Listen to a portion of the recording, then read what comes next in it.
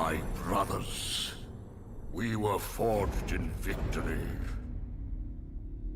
A victory that ended the Great War and brought forth the reign of Mount Olympus. Born from the depths of the underworld. Rooted in the river of souls. Our mountain emerged out of the chaos. As it grew, so too did the might of the Olympians. We created a world of peace, a world of prosperity, a world that lives in the shadow and safety of my mountain. A mountain that has come to be the absolute measure of strength and power.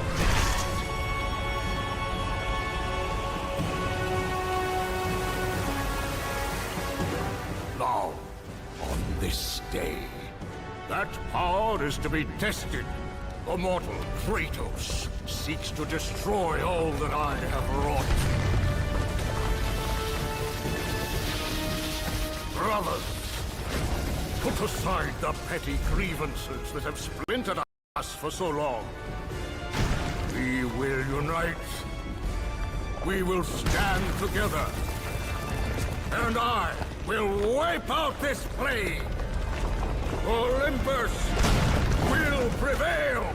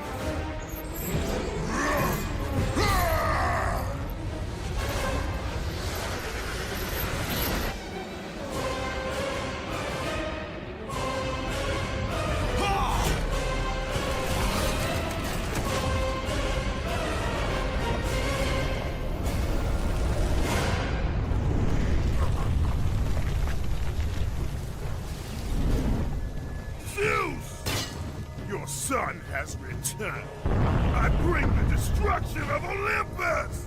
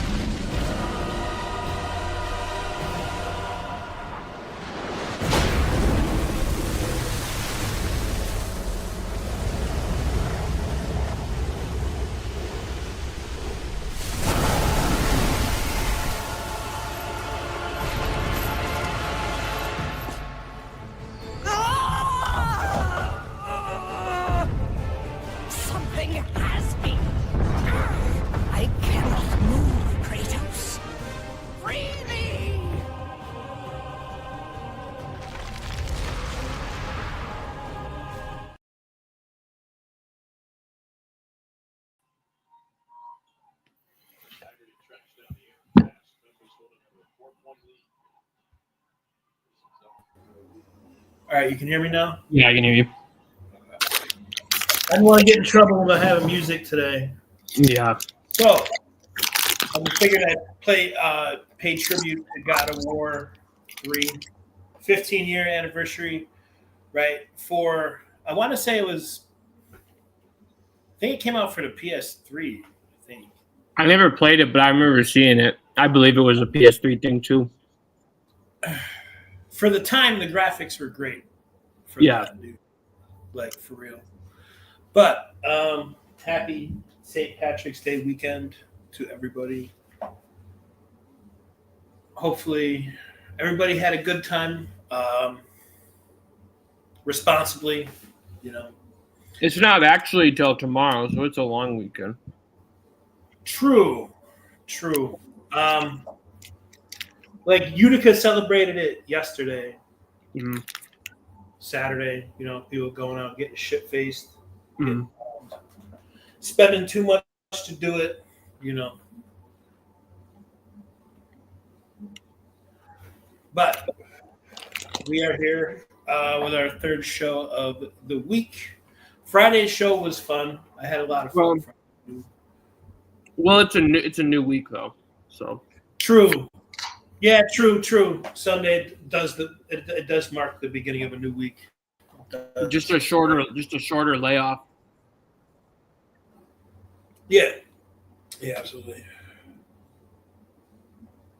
But yes, Friday's show was fun with a graveyard shark wrestling, Burnell. John Cena, all kinds of stuff. Yeah, absolutely. Made a new friend of the show. It's always fun. Yeah. But yeah, I figured that we could just cover shit that we were not able to cover Wednesday, which is like the NFL stuff. Stuff. That crazy. It looks like that crazy story I sent you too.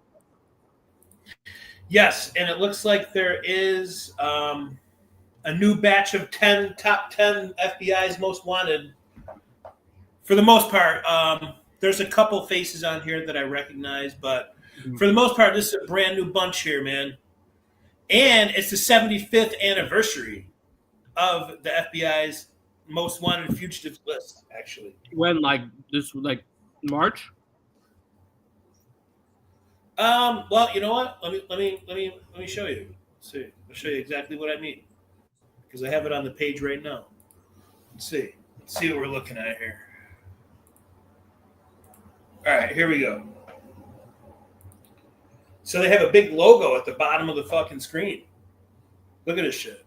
Boom. FBI 10 most wanted. 75th anniversary. It's a big deal, man. They're going to try to clean up some of these most wanteds, I think, dude. Yeah. And they're going all out. Look, 10 facts about the list. Who are the most notorious fugitives? Frequently asked questions. Historical photos of each top 10 fugitive. So, yeah. They even made a podcast about it, dude. Inside the FBI. 75th anniversary of the 10 most wanted fugitives list. So, while we're here, while we're looking at it, I mean... Yeah. Ryan James Wedding. What a name. Let's see. What kind of crime do you think, man? That's about the only new one, I believe. Because remember, I think we went over the chick next to him. Guy. Yeah, we'll always remember Innocent. Yep. And then the Indian dude down there is the Dunkin' Donuts murderer who murdered his wife, I think. Oh, yeah, it is. It is. You're right. And then I remember the Hispanic dude with the forky hair, too. They and what a terrible, I don't think they photoshopped it, dude. They went to, MS Paint. They just did it on their... They just did it on their iPhones, like when you take a picture of when you see something funny on a card, you gotta just open the black thing to just go like this over the license plate. Yeah. Yeah. All right. Yeah. Maybe. Yeah. Okay. Well, I guess let's learn about this guy. I guess because he's Ryan James Wedding. He's new to our FBI games. Let's see what we got here. Well, he's a kingpin. Yeah. Wow. I guess so. All right. Conspiracy to distribute and possess with intent to distribute controlled substances. Conspiracy to export cocaine. Continuing criminal enterprise. Murder in connection with a continuing criminal enterprise and drug crime. Attempt to commit murder in connection with a continuing criminal enterprise. What's that? Him at fucking Subway? That's him at El Polo Locos, right? Yeah. Right? Gus is it? Yeah. James Conrad King, Jesse King, Giant. El Jefe. Whoa. He is a Canadian. How about that, dude? He is a Canadian citizen who may be residing in Mexico. Man, we might rethink those terrorists, dude. This dude's probably like, I don't know. He's probably like because like typically drug cartels are Hispanics and South They American. need a white dude. And he's a white dude, so he's probably some dude that like had to do some favor, and then he's like in over his fucking head now. I just feel that way. They need white dudes because white dudes. I mean, that's not to say that white people don't do shit. Yeah, but they're more inconspicuous than a Hispanic figure. Yeah, you know what I mean? Or Colombian or some kind of South American. Yeah, that's what I mean. Like we can get away with shit that they can't. Is essentially what I'm saying.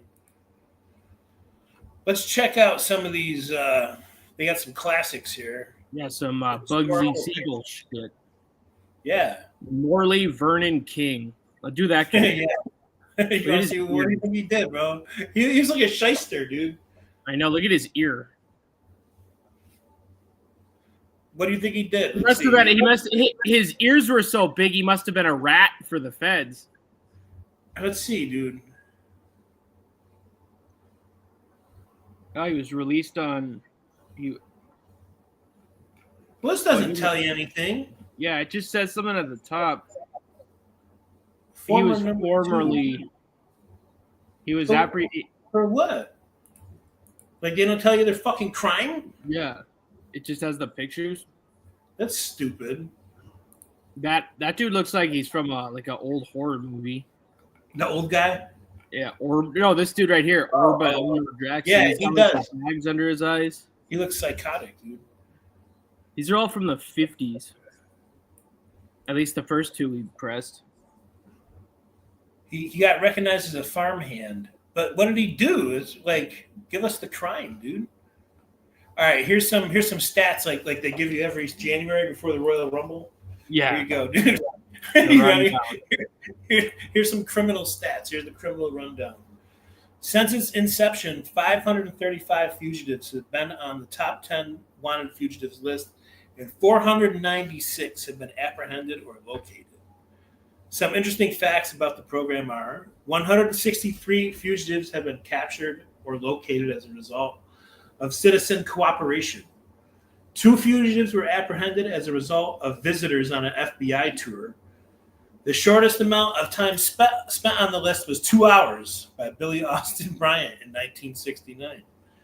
The longest amount of time was over 32 years by Victor Manuel Jarina. 9 fugitives were arrested prior to publication and release, but are still considered as officially on the list. The oldest person to be placed on the list was 80-year-old Eugene Palmer, who was added in May of 2019.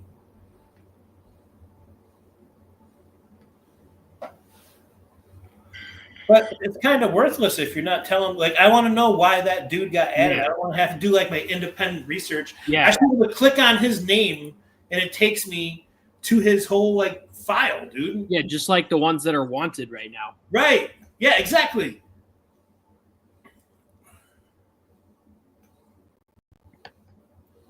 How many women have been on the list? 11. Only 11? Yep. And the first was in 1968. Ruth Eisman Shear in 1968 for kidnapping, extortion, and other crimes. Okay. Are there rewards? At minimum, $250,000 is offered by the FBI for information which directly leads to an arrest of somebody on the list.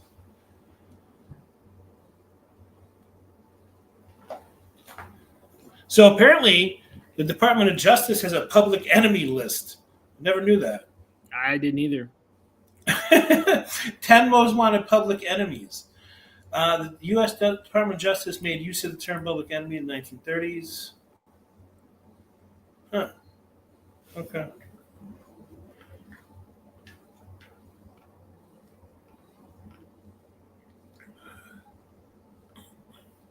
A few people have appeared on the list more than once. Mm-hmm. That's great. Then they got a breakdown by state. There's been none from Alaska. Yeah. 0.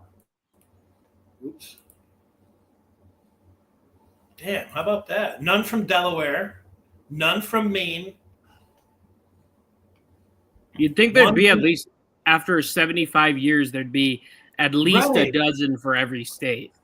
Right. This is kind of crazy. Iowa's had 3, Connecticut 3, Alabama 3, California 62. That's kind of, you would think a lot more.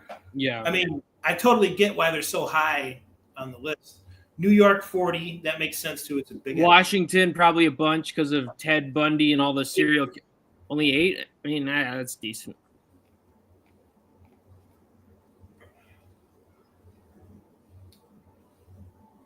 And then here are the crime locations. So this is where they're wanted. And then that's where they're arrested.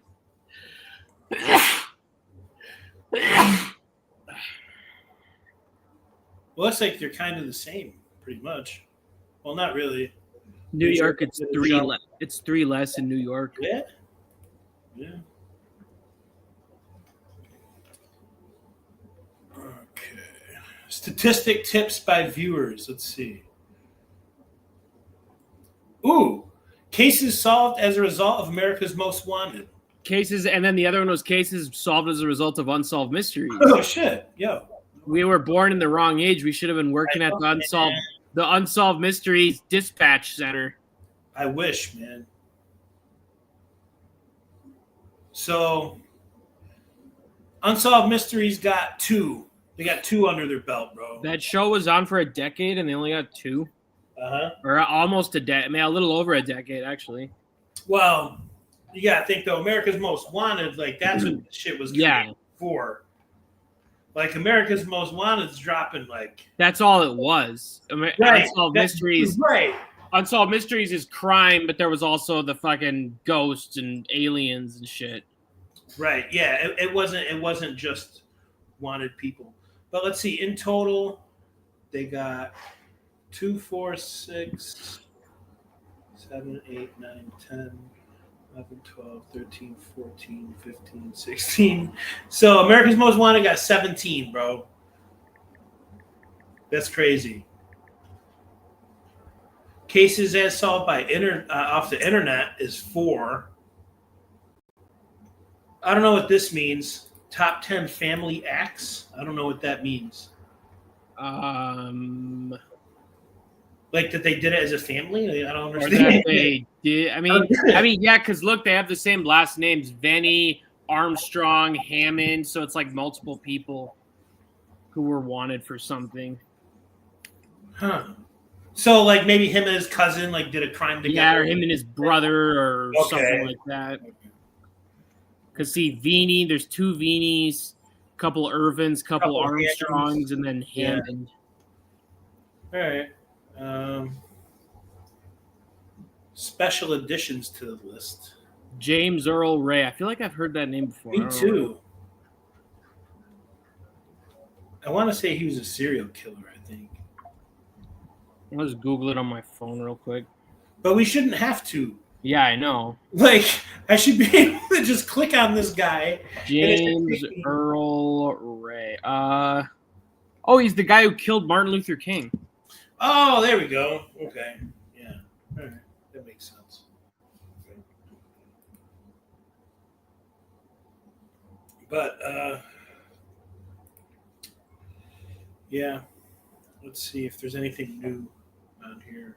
We did it that one time, and it was all just January Sixers on that one list. Oh yeah, the what was it? It was Seeking Info, I think. They might have taken it off now because they. Oh yeah, because they what did they pardoned all the fucking ones that are locked up. Oh shit. Yeah. Wait, is this guy a transgender? Gabriel Iglesias? All right, it must be, or maybe is that the lady he killed? Or something? Is that the killer, or is he the killer? Let's see here. For the conviction of his case, it's in South Dakota, so I feel like it's some like native reservation thing or something. Yeah. For the oh, okay, so both of them got killed. Oh shit! Oh yeah. Okay, I think I remember reading about this one.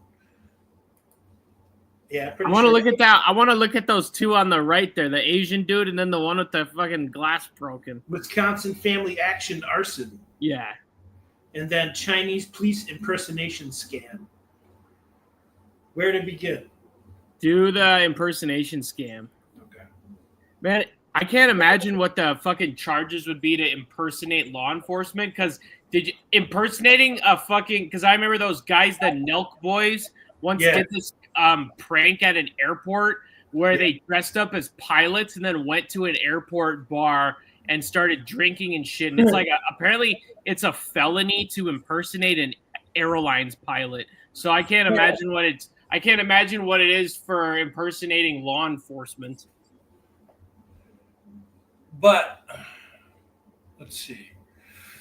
FBI seeking information regarding the photographed individual in connection with the ongoing fraud scheme targeting Chinese international students at United States universities. This individual has allegedly participated in a law enforcement impersonation scam to defraud multiple Chinese nationals who are students based in the United States. In this scam, the individual advises students that they are wanted in relation to a crime in China, and the students must wire money to avoid arrest and extradition. Well, he was an active participant of this scheme as recently as January 2025. And he speaks both English and Mandarin. So, there you go. Let's see. See about this arson shit here. Here we go. I'm assuming this is like some kind of welfare building. Okay, if abortions aren't safe, then you aren't either. I bet it's bitch. one of those like free health clinics or some shit like that. Yeah. Since it's called Wisconsin Family Action, it's probably like one of those free health clinics or some shit. Yeah. The FBI is asking the public's help in helping identify the individuals responsible for an arson at the Wisconsin Family Executive Office on May 8th. Oh, this is like before, like, I was thinking this just happened because like the election and shit, but it's May 8th, 2022. Jesus. Firefighters were dispatched to the Wisconsin Family Action Office for a fire. Upon arrival, the fire was quickly extinguished and no injuries were reported. Subsequent investigation revealed 2 Molotov cocktails were thrown into the office. An exterior search of the office building revealed graffiti written on the exterior of the building near a broken window that said, "If abortions aren't safe, then you aren't either." Additional graffiti was then attached, included the anarchist A and the numbers 1312. So they're kind of confused what they are. Yeah. Are they pro-choicers or are they fucking Antifa? I don't know. I think they would be anything that you would accuse them of being. They just want to be something. That's all it is. They just want to be something. Grifters. What do you think? What do you think this lady did, Margaret? What do you think she? Well, maybe she probably got killed or something. Maybe. Let's see. I can't imagine her. Yeah, you're right. Yeah. Damn. What did Margaret do, man? What the fuck?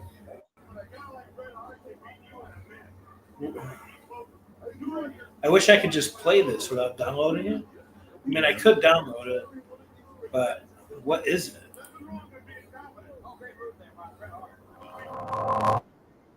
All right, I'll download it. It looks like it's worth fucking. Yeah, it's 3 minutes too. Right.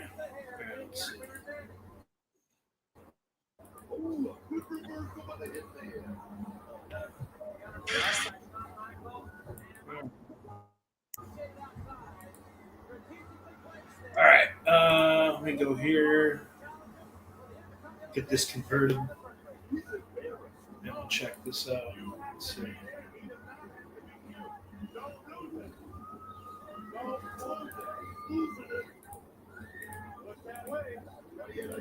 All All right, let's learn about this crime here in just a second.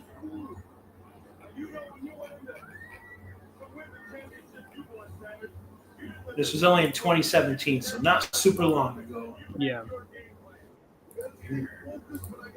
Which?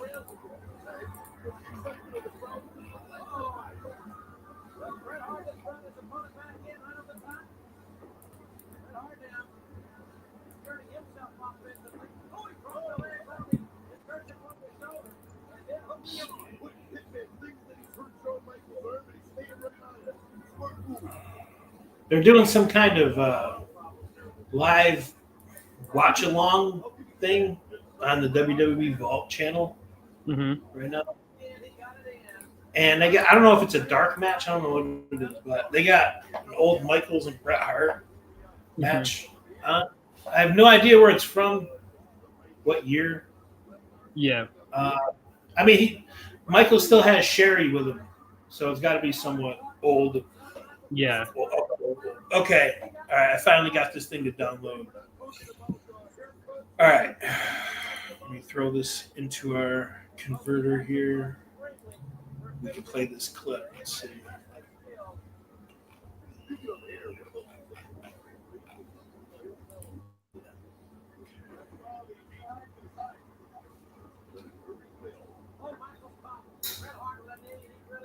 All right.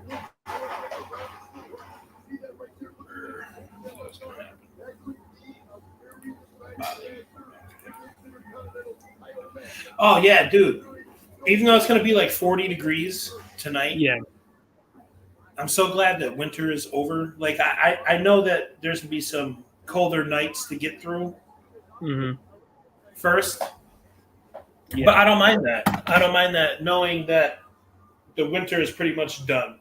Like baseball's coming. Yeah, it's still light out till like 6 or 7 at night.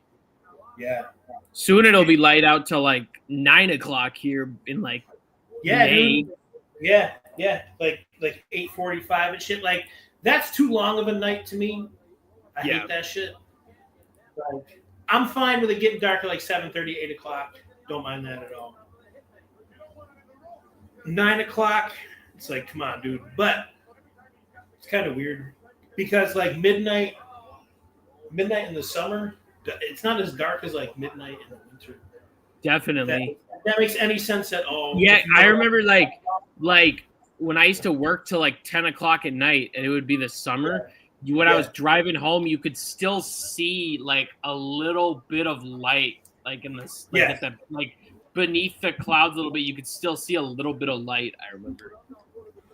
Yeah, and like people that come from the 4-season culture, like you and me do, how we get like all 4 seasons, like we get. Like, I never thought living elsewhere that would be the thing that, like, stuck with me. Like, holy shit. Like, I never thought that would be the one thing that bothered me. Yeah. Is going somewhere and it's, like, 2 seasons, bro. It's, like, summer and not summer. That's it. There's no, like, changing of the colors for the leaves down south and shit, dude. It's just, here's summer and here's not that. There's like whatever it is in between. Yeah, right. And like it was wild, dude. It was wild. Like you never consider those things when you move. At least I didn't at that time. And took some getting used to. But all right, this video clip is ready. Let's get into some info on Margaret Thornton Lammers. See what happened to Mrs. Lammers. Let's see.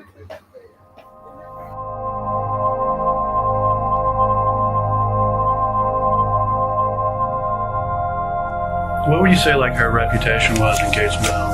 If people heard her name, what would they think? So she had a wonderful, what a wonderful person Peggy is. She was my wife. We lived and loved each other for 38 years. I was a Cleveland boy. She was a Richmond girl. It's, never the twain, shall meet.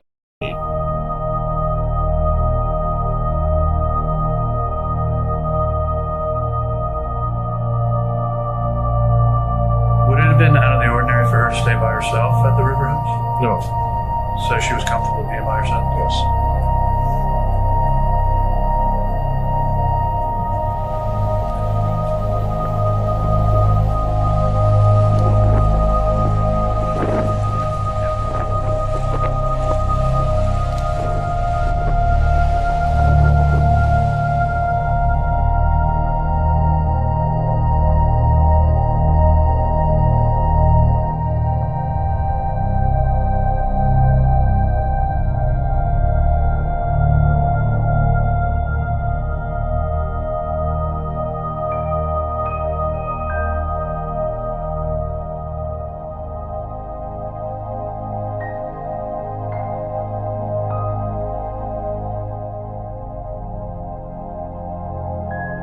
She loved taking us down there because, you know, we enjoyed it. With Did it us stop playing? having fun, she was having fun.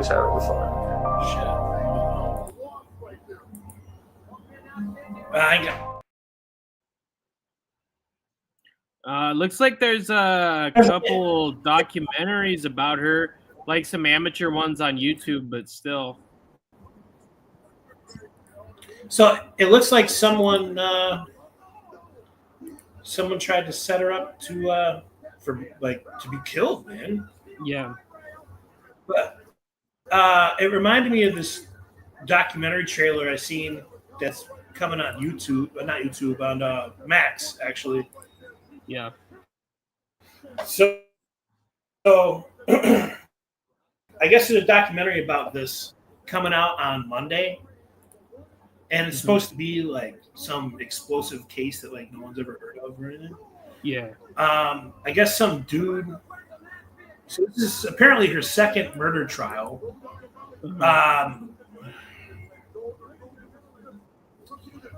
They want you to believe. All right, so I don't know. Let's see what we can figure out here. So she says, Miss Karen Reed here says she's on trial for her life right now, and a new docuseries set to premiere across 3 nights beginning Monday on her second murder trial looms just weeks away. I am on trial for my life right now. This is probably about the trailer that I've seen. Yeah, it is. Yeah, look, it looks like it's on. Okay, so she's. Yeah, it is. It starts on Monday. It was on 2020. They highlighted the case first. Well, they highlighted the case and first trial in an episode last September before Dateline had a special in October. Investigation Discovery series will feature segments of an interview with Harold Courts and crime reporter Flint Coughlin. So she's accused of striking O'Keefe, her boyfriend of 2 years, and a 16-year Boston police officer with her car, and leaving to die in a major snowstorm on the front lawn of 34 Fairview Road in Canton, a property that O'Keefe's BPD colleague Brian Albert owned at the time. So she's accused of basically murdering her boyfriend, who happens to be a cop, by running him over, leaving him to die in a snowbank somewhere, and thinking that she would get away with it. So she pled not guilty, and she's on trial for charges of second-degree murder and manslaughter while operating a vehicle under the influence and leaving the scene of a fatal accident. Her first trial ended in a mistrial declaration last July when jurors indicated they were deadlocked. I mean, it's a tough thing to prove, bro. Yeah. I mean, I don't know too much about the case. I'll check out the documentary. Yeah, I'll definitely check out it because it looks like there's an episode of Dateline in 48 hours about it. So I'll definitely, and those are free on Peacock and Paramount. So I'll definitely check at least one of those out just to know a little bit more before I watch this. Yeah. I mean, anytime someone's on trial twice, there's got to be something there, you'd assume. But yeah, I'm really glad that winter is over. I don't know about you, but I've said it a few times. This has been the worst winter I wouldn't say the worst winter of my life, but the worst one in maybe 10, 15 years. It's up there. Because it's been more than just cold. It's been more than just snow. It's been a mixture of fucking everything, bro. Yeah. Very rough winter. 3 or 4 heavy, bad storms. just rough shit, dude. But yeah, like I said, maybe I'll watch one of those episodes tonight, either 2020 or Dateline, whatever that they did on this tonight, just to get an idea and see what I'm potentially getting myself into here. With that. Let's see. Let's see what we got here. Parental kidnappings; those are always fun. Let's see. Missing persons. Do missing persons. There's always some weird ones there. All right. Let's try to help our community. Ooh, what in the fuck, man?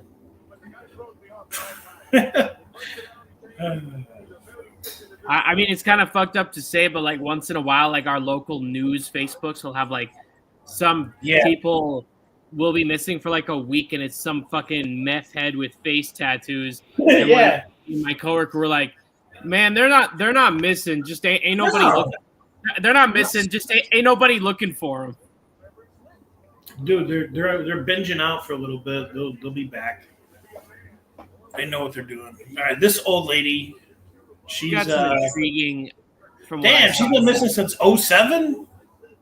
There's a guy in Yakima who went missing on Christmas Day, 2009, and they had like billboards and shit for him, and they never found him. They never found him or never found any evidence or anything. And like some people think his like girlfriend or whatever killed him, and some people think he like fled to Mexico and started a new life. Do you think he just like up and left? Yeah, the last time anyone saw him was Christmas 2009. I mean, like, do you think he just like packed his shit and was just like, I'm getting out of here? It's possible. But then I've also heard things that apparently his girlfriend or whatever might have done something to him, but she was only a person of interest. She never like got charged or anything. Those cases always trip me out because like I really hope that this person just said, "Fuck this shit. I'm just leaving. You know, I'm getting my shit and I'm going somewhere." The craziest missing persons case I've ever heard of was this guy, like I don't know, like this college-aged guy who went missing in like small town Minnesota, and he was like on the phone with his parents, like, and that was the last time they heard of him, and he said, "Oh shit," and then the phone hung up and they never heard from him again. And they found his car like near where he said he was in a ditch, but he wasn't in it. No evidence, no blood, no nothing was ever found. So like there's some people who think he got like fucking abducted by aliens or something. It's this, there's a lot of YouTube things about it. His name was Brandon Swanson. Definitely something worth looking into. This one, it said she was going to play bingo or some shit, it said at the bottom. Yeah, so she is, she's been missing since 2007. So she worked at the local elementary school as a teacher's aide and local department store as a cashier's clerk. She was not married but didn't own a dog to which she was quite attached. Oh, she enjoyed playing local bingo. She lived in Independence Township, Pennsylvania, which is close to the West Virginia border. She was last seen at a popular gambling location in Hancock County, West Virginia, on the evening of March 11th, 2007. Adams drove her red or maroon four-door 2005 Suzuki Forenza sedan with Pennsylvania license plates just across the Pennsylvania state line. The Mountaineer Casino, Racetrack, and Resort to play bingo. She was seen there and was known to have left the bingo area around 11 p.m. that evening, possibly headed to the gaming side of the resort to play the slot machines. She was observed on surveillance cameras at approximately 3 a.m. Damn, bitch. Yeah. Well, that's how casinos get you. There's no clocks in it. There's no clocks in casinos. Yeah. And back then you had a flip phone. You didn't have a smartphone in 2007. True. Damn, yo. Her car hasn't even been found. Yeah. So she left, and she left at like 3 a.m., just never fucking seen again. So crazy, bro. All right. Pick one from this row. At Do- least 2 rows, I guess. Do Richard Petroni. Right. Been missing since '05 from Philly. Oh, maybe his girl too, bro. I thought this was gonna be a separate fucking. Uh, Let's see. Yeah, him and his girl, dude. Wow. Left with. That's fucking scary as shit, dude. There's some other crazy case of this guy who went missing in Boston, and he went into a bar and was never seen on the cameras going back out from the front or the back, and he's been missing ever since. He's been missing ever since. He was never seen again. Wow. It was either Boston, it was either Massachusetts or Ohio. It was one of those two. Some of these shits are so crazy, bro, because, like, you just go out for a couple drinks with your girl. Just don't think none of it, bro, and then just, you never see it again, bro. Yeah. 20 years pretty much for these two, man.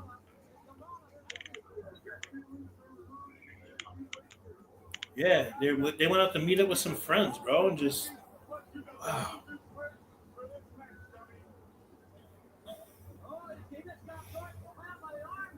Man, shit is wild, bro. Let's see. All right.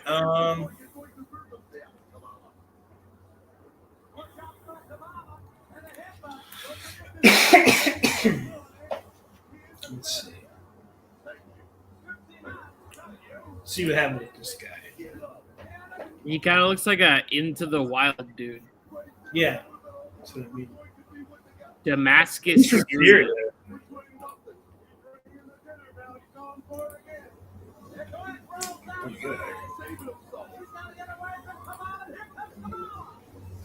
Okay. Assuming that's a costume. Oh shit! What the fuck, dude? Maybe not. Was that from like a kidnapping video? Yeah. Yeah, he was kidnapped. Oh, he's like one of these guys, one of these fucking journalists that goes to North Korea or some fucking dangerous place and then has a bunch of horrible shit happen to him. Jeez. Austin Bennett Tice was kidnapped in Damascus, Syria on August 13, 2012, was a freelance journalist and photographer for a variety of news organizations, including CBS, Washington Post, and the McClatchy Company. Austin was kidnapped while reporting in Daria, a Damascus suburb. You couldn't pay me enough to go to these fucking places. Nah, bro. Not places like that, dude. What was that? There was that one like journalist that went to North Korea and he was like in prison for a year and then he like was all fucked up. Yeah. And he was like in a vegetative state and then they like extradited him back to America like that and then he died eventually. Dang. What happened to Sarah Burton, dude? Cute chick. What happened to her from Joplin, Missouri? Let's see. Not too long. Also, 7 years ago. No. Let's see, it was 2018, man. She was last seen July 16, 2018, in the vicinity of 10th Street and Rex Avenue. She was reported missing on July 20th by her mother. There have been no reported sightings and or contacts from Sarah since her disappearance. It's crazy. Crazy. You know, there's other ones where like, there's like cell phone pings and shit. Right. But like, it's just crazy how they go missing with like there was some weird case like a year ago where this girl like who went to Washington State University or something was supposed to go on some spring break Europe trip to Italy or some shit, and then she was seen on the cameras like leaving the Seattle airport like the day of her flight. Yeah. With none of her luggage and shit. And then apparently she like had some like shady boyfriend who had a kid and they were all like gonna be on the run together or something. I never heard anything else about it.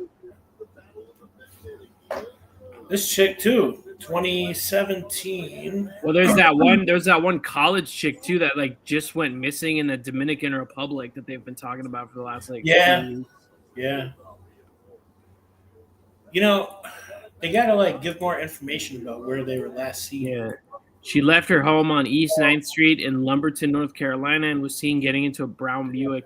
Patterson has not been seen since and has not had any contact. Well, it's like, who saw her? Who saw her Right. getting into that car? And this, wait, how many years ago is this? 2017. Okay, so Uber was a thing. But like, Yeah. who saw her getting into that car? And if that was her family or friends saw her getting into that car, did they know who that car belonged Right. to? Was it her, Maybe was it it was her like a friend's neighbor. car or something? Like, you Maybe it was know? like a neighbor. Maybe it was a neighbor or something. Provide a seamless user experience with a branded payment plan. I want to find like a scary looking dude. Here we go, like this guy. How'd this guy end up getting fucking? Because he went to Mexico. Yeah, true. See, why can't I just have like that guy that went out with his girlfriend? He just disappeared into the night, like shit like that. Jose Luis Muro Del Real and his brother Alvaro deported Colotlan, Jalisco, Mexico between 1 and 2 a.m. en route to Zacatecas International Airport in order for San Jose to board a 5:45 a.m. flight. Jose did not board his flight, and both Jose and Alvaro have not been located since they departed Colotlan. That's kind of a weird one. Yeah. This was when? 2020. Oh, that's not that long ago. No. Let's see. Do that, Shelby. Do that hot chick right there, Shelby. Okay. I'm trying not to make it obvious, but Yeah. all right. 2023. Mexico. Ooh, Sinaloa, Mexico. That's bad news. Yeah. That's the El Chapo cartel. That's Yeah, the it state is. that El Chapo's running out of. Dang, she's young. Wait, is that date of disappearance? Oh no, that's how old she is. She's not even 20 years old. Yeah. The FBI Seattle field is working with the Des Moines Police Department in Washington, the U.S. government, and Mexican authorities to conduct a formal investigation into the disappearance of Shelby Lynn Dwyer on March 25th, 23. Dwyer voluntarily left the Des Moines, Washington area and traveled to Mexico via car. That doesn't sound good. Dwyer maintained sporadic communication with her family, but stopped that communication around March 29th, 2023. Dwyer is believed to have traveled to Tijuana, Mexico. She likely traveled by plane from Tijuana, had a layover in Guadalajara, then arrived in Culiacan, Sinaloa. Dwyer was last believed to have been in the area of Huamachuco, Sinaloa, Mexico on or around March 29th, 2023. She had not been heard from since that time. That's bad news because Sinaloa is the Mexican state that Sinaloa cartel. What was the fucking girl a few months back that her dad committed suicide and then the girl wasn't even in danger? What was that girl's name? Yeah. Oh shit. We covered the story mad times too. Yeah. Vanessa. Her name was like Vanessa something. Yeah, she had like a crazy fucking Hispanic last name. Dude. I'm sure we can find it. How long before we see Steve on this list? Maybe not too long. Let's see. Alias is Jana. When she go missing? 04. Another Washington. Yeah. 04. I don't know. I don't like your chances. Yeah, let's see. Disappeared from her home in the 2000 block of East Gregory Street, Tacoma, Washington, under suspicious circumstances. 29 years old at the time and the mother of 4 children. Tyler was married but had filed for an order of protection against her husband in August of 03. That's bad news. In April of 04, Tyler's parents reported her missing after they had neither seen nor heard from her in approximately 2 weeks. She has not contacted her family since her disappearance, and investigators have been unable to locate her or any persons who have had contact with her. Well, did they interview the fucking husband who exactly. around? Yeah, as soon as it said that, I'm like, yo, cooked. Yeah. Let's see about Edgar Perez here. Let's see what he's up to. Let's see. Come on. Or Cherez, I should say. Come on, fucker. Open. Come on, bro. There we go. Another man. Everyone I click on is Mexico. What the fuck, dude? Let's see.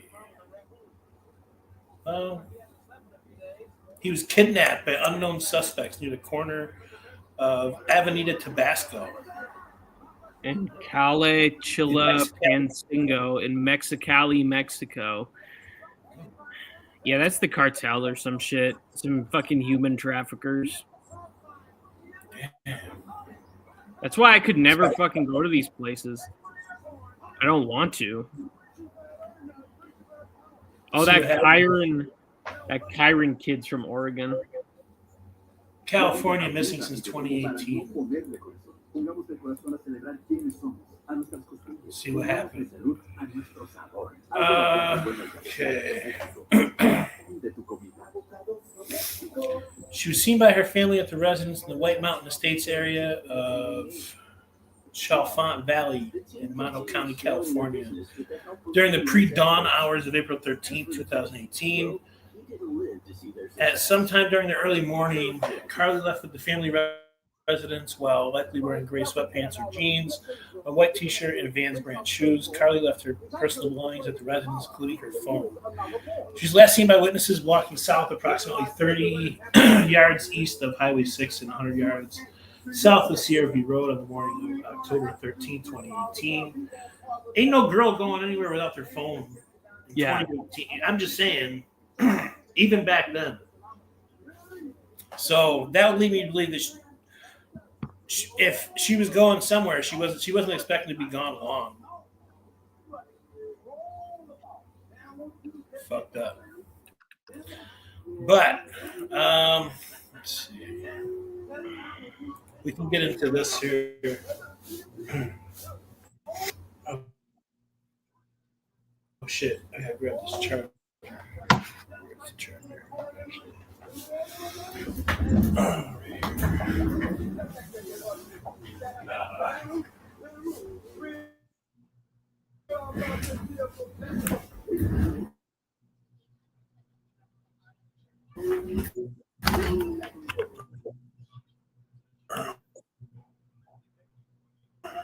The ex-mobster who is now in city council. Oh shit.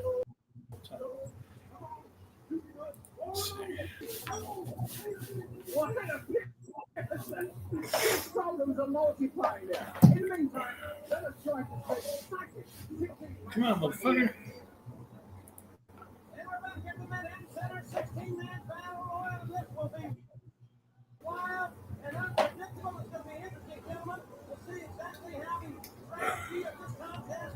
All right, we good now, I think? Yeah, it's all I can see is the headline. I think we're good. Yeah, we're good. It was choppy for a second, but we should be good now. Okay. All right. It is like storming pretty bad outside here. That could be why. All right. So we have an ex-gangster who's now a city councilman. Okay. He served time for murders and beatdowns. He's trying to redeem his whole life. Is it possible? I don't know. I don't think so. He's gone from lawbreaker to law. Well, he's going to give it a shot. It sounds like it'll be like a sitcom idea. Yeah, right. It's like the spin-off after The Sopranos of fucking Paulie becoming that. Right. Yeah, like I'm here to right my wrongs and shit, dude. Yeah. Like, come on, dude. I believe his name is John Alite or Elite, maybe. A former Gambino crime family enforcer turned mob turned code was sworn in Wednesday as a councilman representing the sleepy New Jersey borough of Englishtown. You know what? I can really do some good. I already had a bad past, and I'm here to redeem my whole life, and I would like to go out doing everything in a positive way.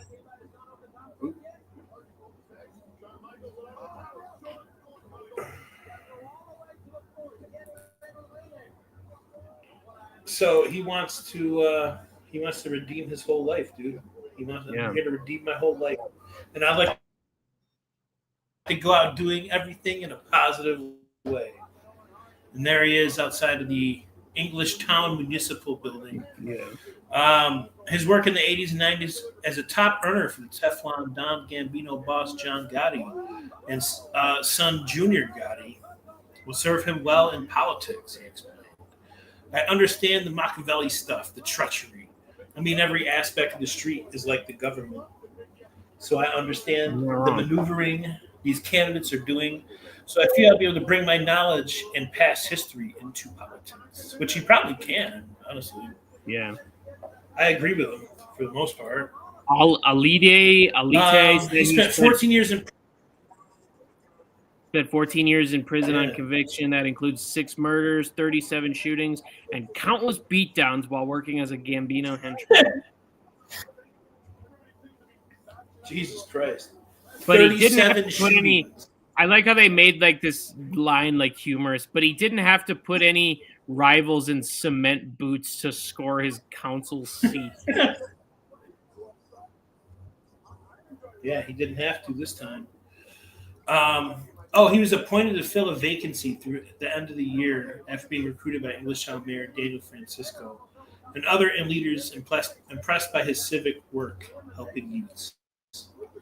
So it's just a temporary thing. Was that him with Trump? They got a picture of him and Trump. In the middle. Yeah. Yeah. There you go. There were people opposed to it, but I don't run from my past at all. I use it as a way to move forward, to influence kids and get them off the street, turn a negative into a positive.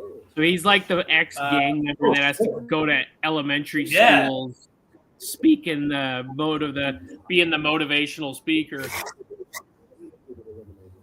Well, he's got this on lock for until 2027 if he wants it. Until someone dares paperwork. He might run unopposed for a while there until he gets old and retires. Yeah, really. There he is with John Gotti Jr. in his younger years, in the 80s. And there he is with, again,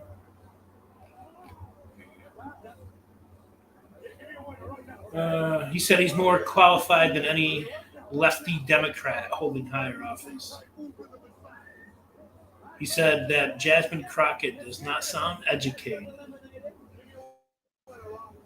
He went to Franklin Lane High School in Brooklyn, but his real education was from the streets. Come on, I was asked, I can't talk about names, but I was already asked to go for higher.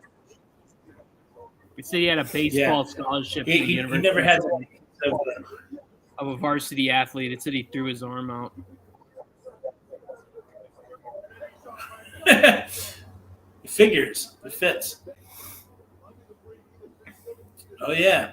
See? So the sayings are true. He never did have the makings of a varsity athlete. See?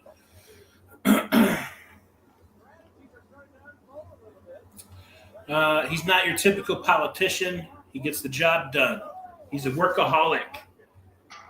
He's got so many good qualities. He donated $6,501 to Trump and other Republican candidates in 2020.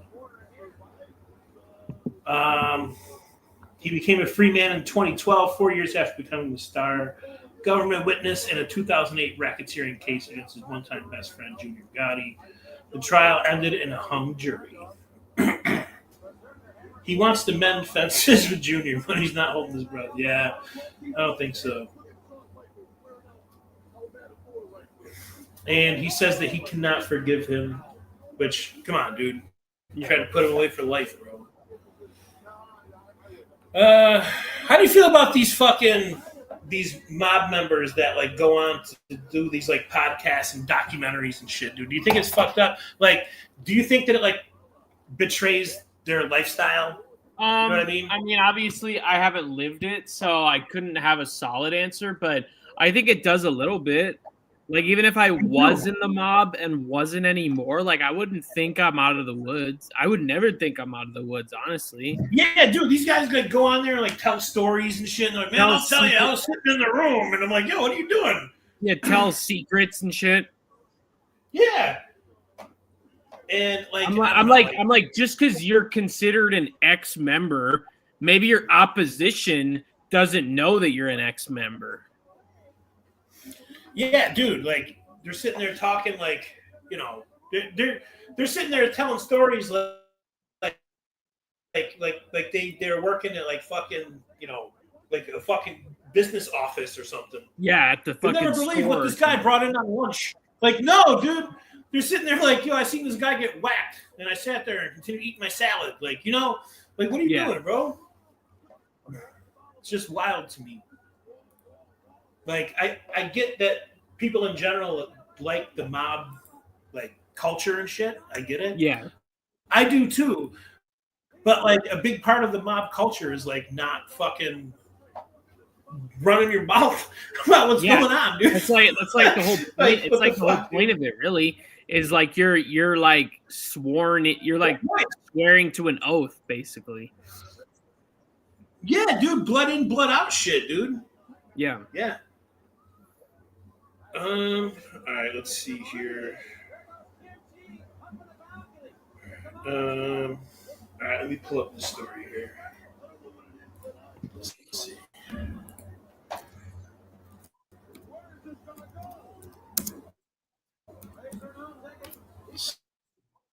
see.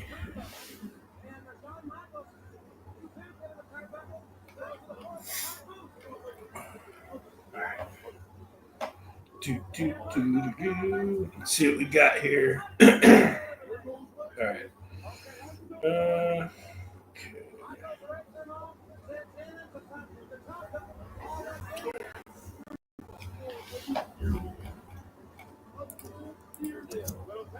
52.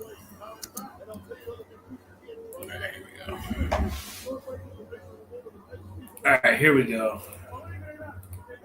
We got it. This is the House of Horrors here of Connecticut. Meridian, Connecticut. This is the one I sent you where the dude was 86 pounds.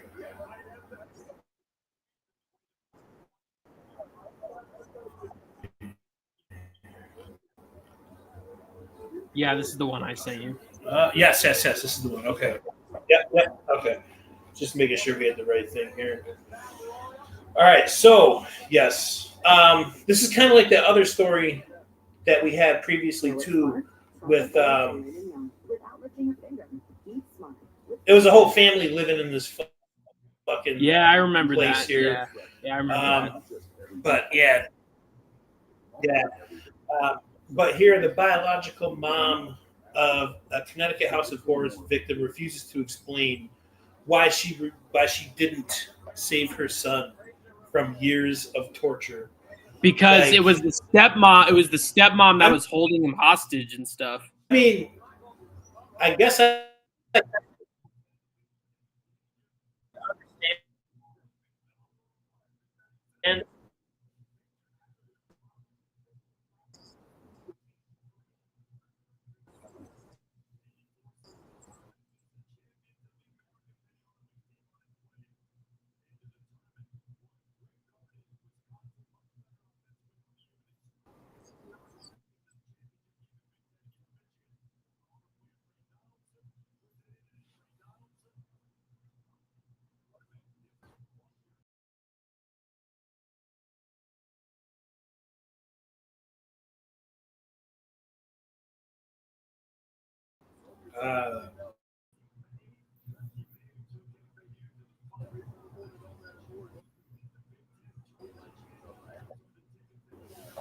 Emaciated man allegedly held captive.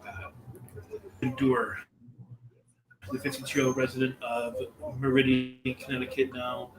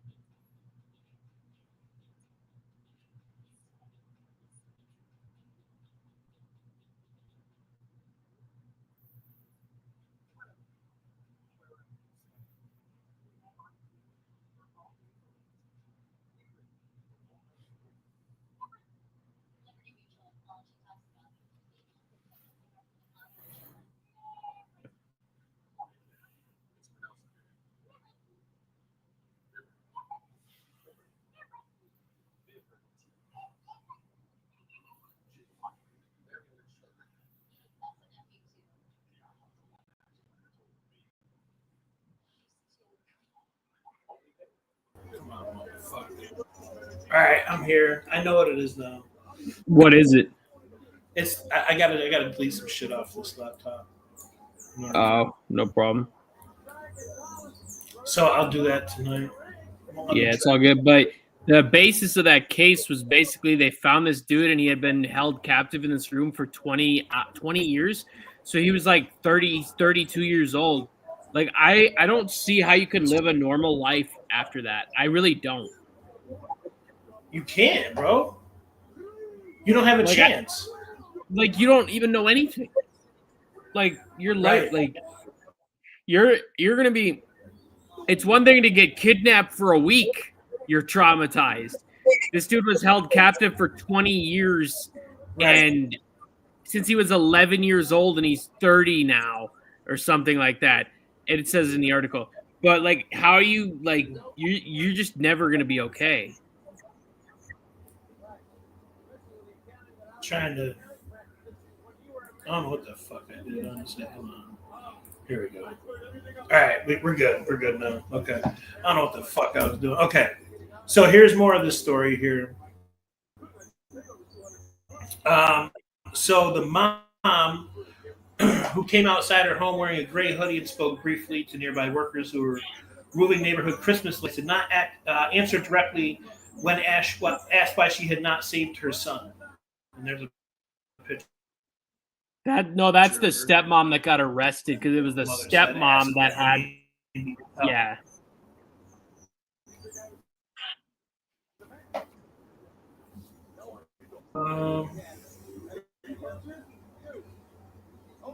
So this comes off like this lady's trying to be like an opportunistic mom, like one of those chicks who, like, you see it on Facebook all the time, to where they're like, I love my babies are my world, but they never have their kids. Yeah. So what happened was I mean? Like, that the son had been living with his dad and stepmom, but the dad died like last year. So then the stepmom, but it was his dad originally who had been holding him captive like this for 20 years. And then when he died, the stepmom continued it. And then she just kept it going.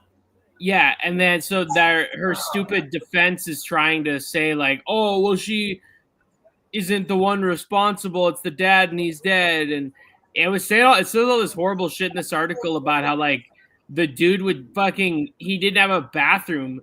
So he would fucking shit on newspaper and then fold it up and tie it up. And then when he was let out of his room like once every week to do chores, he would then go and throw it away downstairs or something. And he was only 86. He was only 86 pounds too. Yeah, firefighters carried his limp body out of the home. Wow, that's crazy. And family members paid a $300,000 bond to get her out. Wow, they didn't have to put up the whole 300,000. They had to come up with 30,000. That's enough to come up with. Yeah. Because the post bond, you need 10% of whatever the bond is. Mm-hmm. So if they're holding you on 300,000, that's why the one time I was in jail in Alabama, it was easy to get out. Well, they didn't make it easy, but it was easy to pay it. It was only $100. That shit's easy, dude. There's nothing because my bail was 1,000. So if it was 1,000, I would have been fucked. I didn't have 1,000. 1,000 down south is like having fucking 5,000 in Northeast, bro. You know what I mean? But nah, it was 10%. So I was like, yo, I have $100. I just have to fucking get it off my card. And like the priest dude went to because when they book you, you gotta fucking hand over all your shit. And I'm like, dude, it's on my card. I'm like, I'll give you my PIN if you go out there and just fucking pay my bond, dude, and get me out of here. And he was like, all right. So he went out there. He did, bro. He used my card. You know, thank God it was the priest guy. Yeah. He's probably like the only dude I trust in the fucking jail, really, to do that. Why was there a priest? But yeah, what a fucked up story. Why was there a priest in the jail? Because so number one, so they don't. I'm not gonna say they don't separate inmates because they do, but they have people who do worse shit than you locked up with you. So sometimes, dude, when people are waiting it to be placed after a trial or between, they'll have a murderer in there, dude, or a serious crime offender, bro. Sometimes sometimes the inmates just they want to pray and shit, dude. I see. Yeah. I think it's mainly because it's a down south thing. It is the Bible Belt. You know what I mean? Yeah, that makes more sense. Yeah. I think it's just how they do things down there. They want to give everyone access to the Lord down south, bro. And that was another thing. Yeah, I knew this guy. I knew this guy who lived in South Carolina, and his dad, his mom cheated on his dad, and his dad hired a private investigator to prove it. And of course, the private investigator succeeded. And then, I guess the super religious, old school conservative judges down there will literally use religion in support of someone's crime, or it was a judge that was doing the divorce proceeding, and then I guess they were well, the Lord can forgive her for her shortcomings, down south old school religious conservative judges will literally try to use religion to sort a legal proceeding out. It's true, bro. It's 100% true. It really is, dude. They'll dead ass use religion as their basis for why they reached a verdict and shit. If it's a judge trial and shit, dude. Mm-hmm. I was fucked, dude, when I was down there, and they placed a no contact order on me and Sheena, and we just ignored it, right? Yeah. But we shouldn't have done that.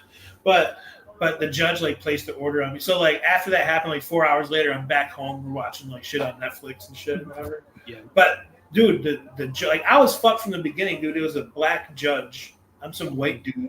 I'm a Yankee white dude. Yeah. Dating a Southern chick. I'm being dead ass, not even making up. I'm being judged for real. This is her job, is to judge me, right? So I have everything working against me, bro. Everything. Yeah. And that was the harshest fucking judge I ever faced, dude. She was I ended up arguing with her because I felt like she was being unfair. She was she said my name and shit. She was your relationship is over. And I'm like, who are you? I'm like, that's what she said, bro. She's like, your relationship is over. And I'm like, who are you to tell me that my relationship is over, dude? So I'm arguing with the judge in the middle of the court, dude. And she was just sitting there rolling her fucking eyes at me. And I'm like, nah, for real. I'm like, who are you to tell me that my relationship is over, dude? Yeah. And yeah, she threatened to like put me in jail and shit. So I stopped at that point. I was gonna keep it going. This shit pissed me off, dude. It really did, because I knew, like, how they do it down there too is like, if you're there in like city court, you have to watch everyone else's shit until they get to you, bro. Until they get to you. So I'm watching people above me, not above me, but like ahead of me, with lesser shit, dude. And some of them worse shit. And she's not treating them the way that she treated me. Yeah. And were they all whatever? Were they white, black, different? It was a mixture. Yeah. It was a mixture. I mean, but she just knew you weren't from the South, so that's why she. Yeah, because and I mean, there was no point of lying about it, because they have a copy of like your, like, for example, like they make you scan your ID. I didn't have an Alabama ID. My ID was a New York ID. Yeah. So they knew that shit right off the bat, dude. Knew that shit. Yeah. Shit. One of my first times there, because New York used to have these flimsy IDs. They used to have these flimsy IDs. Like now it's the hard plastic, kind of like a debit card, kind of like that. Yeah. Right? So like maybe 15, 20 years ago, we didn't have that. Ours were like bendy and shit like that. Yeah. Like it was a very unique kind of fucking material. Yeah. And I go to buy cigarettes and I give the lady my ID and she's like, "This is a fake ID." I'm like, "No, it's not, dude." She was gonna keep my ID. I'm like, "Yo, give me my fucking ID back, dude." I'm like, "It's not a fucking fake ID, bro. It's just a New York ID." She had to get her manager there to flip through a book that had like every state's fucking ID in it, and they'd like match it to make sure it was real and shit. Bro, I'm like, "Yo, you're not keeping my fucking ID, dude. It's the only ID I have. I'm not from here. I need that ID, bro." Like, nah, I'm like, "Dude, it's not fake." Shit was crazy, dude. Shit was scary, honestly. Thought they were gonna steal my fucking ID, bro. But we have MLB The Show coming out Wednesday. What's that first Japan? What's that first Japan game? Like the 18th? Yeah, also Wednesday, 6 a.m. Eastern, 3 a.m. Pacific. Because it's just a quick two. It's just a quick two gamer. Yeah. Well, they're doing like exhibition games over there right now. The Dodgers are. Oh, against like Japanese teams. Yeah. So like I think they played like the Tokyo Dome or some shit. That's where those two games are. Yeah. Okay. Yeah. So Ohtani homered there yesterday. They were making a big deal about it. Him hitting a home run over there. So for the game, the MLB The Show game, which I do want to get, but I don't like play the Diamond Dynasty and shit. I don't do that, bro. I just do like franchise and I do Road to the Show. That's what I do. Yeah. And like the only incentive to get the game early, besides playing it a couple days early, is you get all these like packs and shit that you can use for those game modes. And I'm like, it's not worth it to me because I don't play those game modes. Yeah. Like I'm not going to spend the extra $50 to play that game 4 days early. Like it doesn't make sense. Dude. That's kind of like me with basically any sports game, NBA, MLB, and like I just play the game. I don't care about any of that tokens and any of that shit. Like I just play the fucking game. Yeah, because like that's how I've always played it. Like I guess maybe if you got into the game recently, like you're not like an OG player of the game, maybe that stuff interests you. But from when I used to play, that's all the game modes that we had. Was franchise. We had like the franchise mode and the season mode. Yeah. And Road to the Show, and that was it. That was it. There was none of this. Well, they had like Challenge of the Week and stuff like that. That's like a throwback thing too. But outside of that, like exhibition, that's fucking it.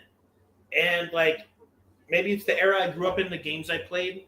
But I'm not interested, like you said, in the tickets and the coins and the cards. I don't give a fuck. Yeah. I just want to play the game. Madden Ultimate Team. Yeah.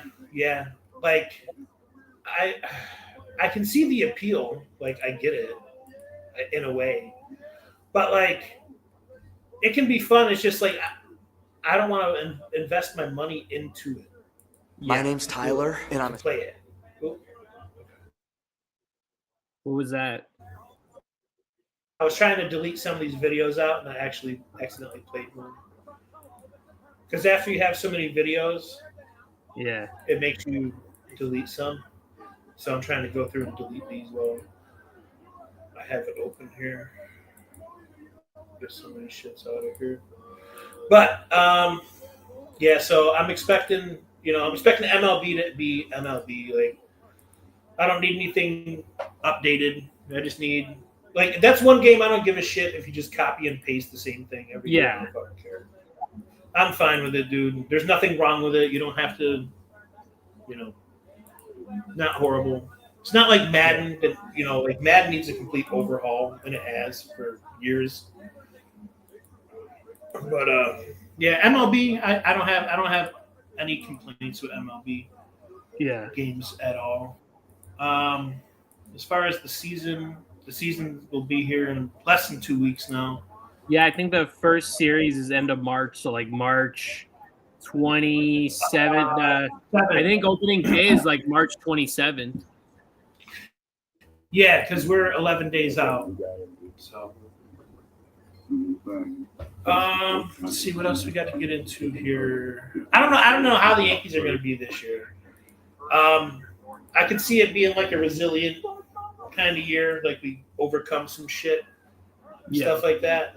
I don't know. The offense will do its thing. It's going to come down to pitching. I hope the Twins just don't shit the bed at the end of the year, but who knows? That division's going to be really good besides the White Sox, maybe. Yeah. Other than that, everybody's pretty good. Yeah. Yeah, it's going to be a competitive division. Yeah, absolutely. But no, you had a good point yesterday. We should try to reach out to 2B. Yeah. Like, yo, I was gonna say, I hope like it could do wonders if Burndell sends our episode to like the director of that film of Graveyard Shirt. Yeah. I can reach out to him and see if he can do that. Because like think of all the, I mean, obviously we've just had our friends and stuff on here, but like both of these more like, guests who have been in movies were both 2B movies. So and it was completely by chance too. It wasn't planned. Yeah, right. Yeah, it was. And both shows are really good. We stayed on topic. We may have had too much fun, honestly. Yeah, honestly, because we get the people out to talk about the movie, and then we end up talking about like a whole bunch of other shit, which is fine because they're having fun. That's kind of the point. That's kind of the point of a podcast is to kind of just talk to people like they're your friends and not so much just like some press conference or something. Exactly. Right. 100%. I agree. That's what an interview should be, to me, anyway. That's what I think. But man, NFL free agency's been crazy so far this year. The Vikings have been the Vikings aren't wasting any time. They're staying really busy. We just need to hurry up and sign a fucking veteran QB. I mean, I think it should be Carson Wentz or Jameis, but I wouldn't hate if it was Trey Lance, because I think Trey Lance is only 24 and he still wants to start somewhere. So having another young guy would then sharpen each guy's iron to make sure JJ McCarthy stays in line. So let's say that you guys do sign a veteran quarterback, right? So Carson Wentz. Would your plan be to have? Yeah, right. Okay, so let's say that you sign Wentz, right? Yeah. Now, would your plan be to start Wentz and have JJ learn behind him, or go with Wentz and then, or go with JJ, have Wentz as the backup plan, kind of thing? I think I would do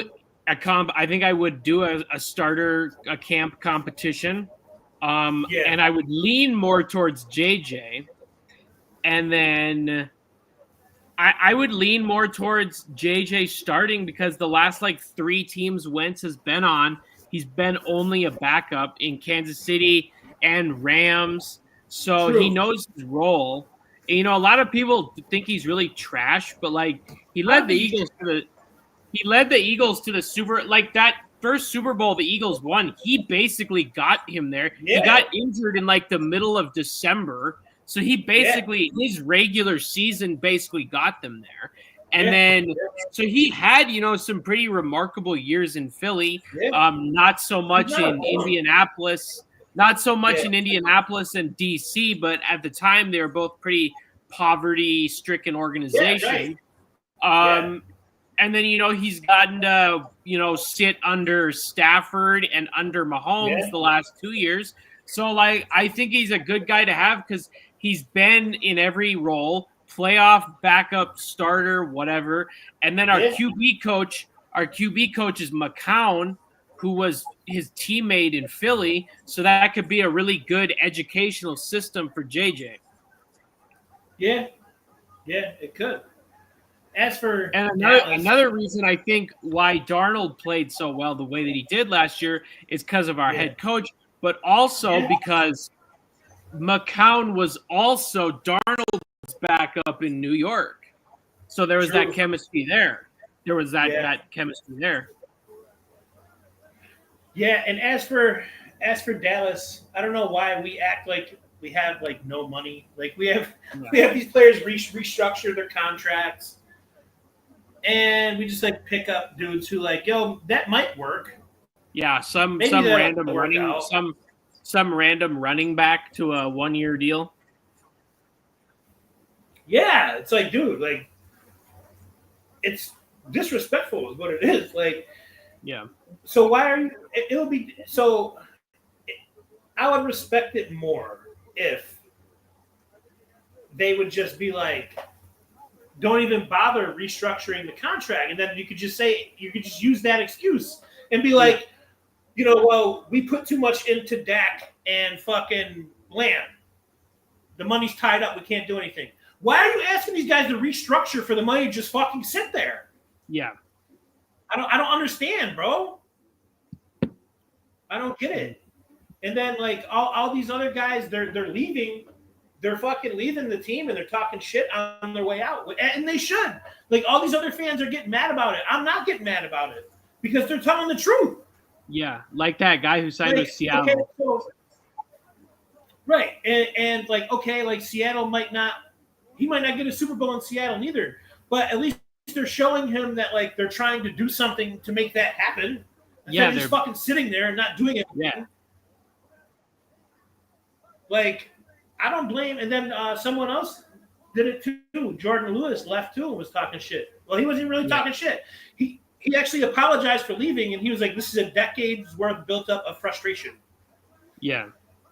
Like, how you're having these dudes telling you the truth on the way out? Like, there's a problem with this organization, and people who like these loyal dudes who have been here for a long time. They're like, "Yo, nothing is changing. I'm not going to continue to throw my peak years away, knowing for a fact that I'm not going to win." Yeah. And I can't blame them, dude. I can't blame them. Like, maybe this will open their eyes or something, and like they'll start doing something. But I doubt it, man, because Jerry Jones knows that no matter what, dude, this team could go like 3-14, and people are still going to show up. Yeah, yeah. The attendance is still going to be the same, dude. It doesn't matter. Mm-hmm.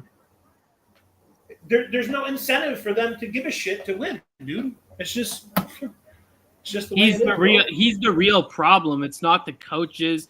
It's not the players. He's the real problem. He's too cheap. I know. No, and it's like you can't expect a coach to come in there and you cut his balls off at every decision he makes. Like, the team's not going to respect him. They're just going to go above your head and above his head and go to you. That's another reason I was thinking last night. That's why I don't want Aaron Rodgers amidst all this speculation, because his ridiculous ego and narcissism will ruin this team's chemistry. if JJ starts this year, are we going to win the Super Bowl? Probably not. But Joe Burrow made it to the Super Bowl in his second year, so you never know. But it's like if JJ comes in, kind of regardless how he does, everybody's going to have his back. Justin Jefferson's going to have his back. All these guys are going to have his back. If we get Aaron Rodgers and we start off with some poor start, 1-3 or some shit, he's going to be caught. Like he got all those Jets coaches fired. He'll be calling for the firing of our fucking coach. So like that's why I want McCarthy, because McCarthy's out here with something to prove. He's not this old ego-driven fucking narcissist he'll ruin the team chemistry if he comes to Minnesota. Yeah. No, and then you got to think like even if Aaron Rodgers has a great year, right? Anything short of winning the Super Bowl is a failure because of the ego it really is expectations that come along with him. That's why there's a lot that comes with it. I would feel better coming up short with McCarthy than I would feel better coming up short with Rodgers. Right. Because you come up short with McCarthy, okay, it's his first year, so you have something to build on. You come up short again with Rodgers. He's 41 years old. You just pissed away a year of Jefferson because Jefferson's not going to be elite forever. Addison isn't. Aaron Jones is already older. So you just pissed away a prime year of all these guys for 41-year-old Aaron Rodgers. And the thing about it is, they're trying to compare it to us getting Favre at the end. Well, Favre never got hurt his whole fucking career. I mean, maybe he did, but he lied about it. But Aaron Rodgers has missed half a season 8 different fucking times. His body's beat the fuck up. Favre's body was beat the fuck up too, but he didn't have all these leg injuries and these shoulder injuries and all this shit that Aaron Rodgers has had over the last 15 years or so. No, you're right. Yeah, and I don't like the whole career mirroring of fucking like the same path of fucking like Jets and then Vikings, Packers, and then like he was his understudy and shit and fucking it's too much, dude. It's just too much. Like I don't need to relive the fucking thing through Aaron Rodgers. I don't need In the end, they both only won one Super Bowl. And honestly, let me ask you this: this dude at the bank, when I worked at the bank, asked me this, and he was like, let me ask you this, bro. Is Aaron Rodgers a Hall of Famer without those 3 MVPs in a row? And I'm like, nah, actually, I don't think he is, actually. I feel like the Super Bowl would get him there, not necessarily the MVPs. There's a lot of guys in the Hall of Fame who never even played in a Super Bowl, like Jared Allen. Like how Jared Allen is going in this year. He never even made it to a Super Bowl. Yeah. So I feel like if he did make the Hall of Fame, it's more so the Super Bowl than the MVPs. I mean, 3 in a row is crazy, though. Yeah. Like, I do have to give him that. Like, that shit is like, I think it was the first time ever, right? I believe so. First time in a long time. I think it was the first time ever. He'll be in the Hall of Fame regardless. I'm not sure about first ballot, but he will be regardless. Oh, yeah, for sure. Yeah. Just like Eli's Super Bowls are getting him in. More so because of who he beat. Basically, yeah. He's the only guy. It's crazy how all the guys that Brady played in the Super Bowl, the only guys he lost to were Eli Manning and Nick Foles. Yeah, a backup. Yeah. It was a great Super Bowl, though. Even though the Eagles won, it was a great Super Bowl. That Super Bowl was in Minnesota. And, and then I remember they beat us in the NFC Championship. And then someone sent me the picture of when they're preparing the field for the Super Bowl, how they have the Eagles on one goal line and Patriots on the other. And it was fucking the Eagles logo being painted over our goal line for the Super Bowl. Shit, what was I going to say? I thought it was something about that Super Bowl, but I forgot. Shit. Maybe it'll come back to me. I don't know. But, I mean, a lot of people are saying Dallas is going to tank this year. But I mean, football is too hard of a sport to tank in. I think It is. You know, like don't get me wrong. I get when they do it like the last 3 games of the year when they sit people. But like okay, I get tanking in basketball. Yeah. You know, shit like that. But like football's got to be the worst sport to be a bad team in, because you gotta lace those spikes up and get beat the fuck up every week, no matter what. Yeah. You know, like if you're a bad NBA team, like you know, you find ways to improve. You know, you still get your practice in. You know, whether you're a starter or you're like a guy at the end of the bench, like you're proving yourself for the. You know that like a bad team is going to be making some roster changes, so you're proving that you're trying to get a fucking job next season, whether it's on that team or somewhere else. Yeah. So, and I guess the same can kind of be said for the NFL, that when you're on a bad team, you know there's going to be some changes made, so you're fucking playing for a job, you know? Yeah. But, I mean, like, still, like, the physicality of it. Yeah. Like, you know, you're getting your ass kicked, like, in every single way. Like, you're getting demoralized. You're losing by, like, 30 points. You know, you're getting, like, thrown around the field. Like, you know what I mean? Like, you're trying to block this guy who's shoving you in the mud. You know what I mean? Like, it's not fun. It's not fun, dude.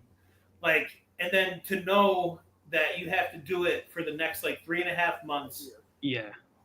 And depending on your division, play in the cold and the wind. And you know what I mean? Like, yeah, I can't imagine, like, what it's like to feel like a guy playing in the MLB, what it's like to feel like today.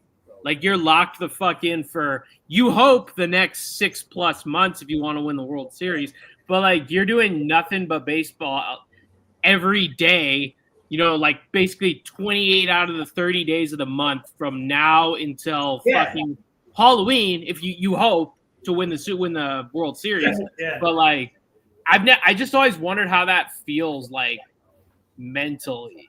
You know what I mean? But then again, it's like, it's not that grueling. Like, if you play the fucking outfield in baseball, it's not like it's that physically fucking grueling. No, but mentally, it's got to be like, just for example, like the White Sox last year. Yeah. Like, they knew by like fucking May 1st. Yeah, that this was going to be rough, dude. Yeah. Like, I don't know, man. Just knowing that your entire summer is assigned to just sucking. Didn't they have like 2? They had like 2 wins in April, I believe, something like that, like 2 or 3. Yeah, dude, it was pretty rough, man. I used to think when the Twins were bad, we'd get 10 wins in a month, and I thought that was bad. Yo, like, it's crazy that, like, you know, with baseball, there's no, like, relief coming. Like, at least with the NFL, you get that draft pick, and your draft pick can make an immediate effect. Yeah, like next year. Baseball's not like that, dude. But then again, it kind of still. If you're that bad, yeah. You're either way, you know, you're still, I guess at the end of the day, you're playing for a job, whether it's there or somewhere else. But like when the Twins, the worst Twins season since I've like been a fan, like I've understood baseball since I was like, I don't know, 7, 8. So like the worst Twins season since I've been a fan were like 63 wins, 66 wins. And that's not even that bad, really. That's fair. That's not that far, even under 500. So it's like just seeing how horrible some of these teams were the last few years with like 40 wins, 50 wins, like that's brutal.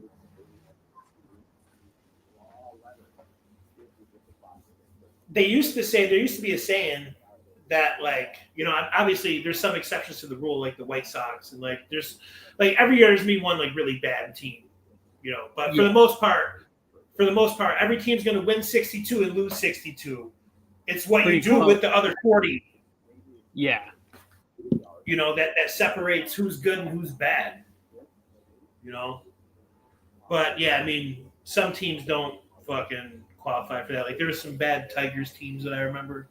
Yeah. That have lost like 110, 115 games and shit, dude. You know, but yeah, baseball is one of the hardest ones to turn the shit around in. Because like your replacement takes time. Like you can't just be like, Unless he's Bryce Harper, it's gonna Right. take maybe 4 or 5 years. Yeah.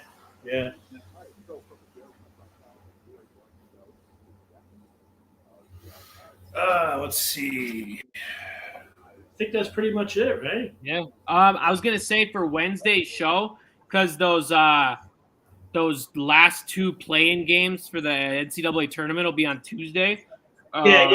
Or the last, they call it the first 4 or whatever. Those will be on Tuesday. So then on Wednesday we could fill out our brackets like during the day, and then we could share them on Wednesday because then the tournament starts on Thursday. Okay.